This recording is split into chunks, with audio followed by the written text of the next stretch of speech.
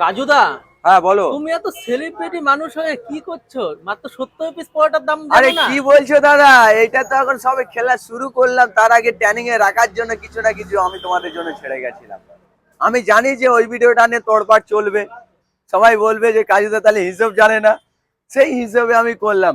যেরকম তুমি দেখো না, 10 পিস পরোটার দাম 100 টাকা, 20 পিস পরোটার দাম 200 টাকা, 3 পিস পরোটার দাম মানে 10 10 20 30 পিস পরোটার দাম 300 টাকা।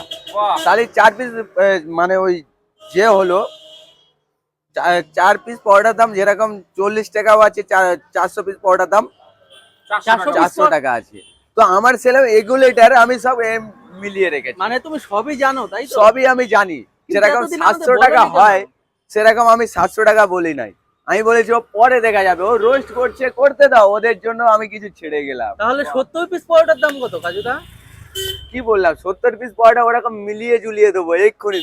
জল কে জল, পানি কে পানি, বাহ আর বাহ, দুধ কে দারুণ। দুধ, এখানে হয়ে যাবে আমি দিবানি।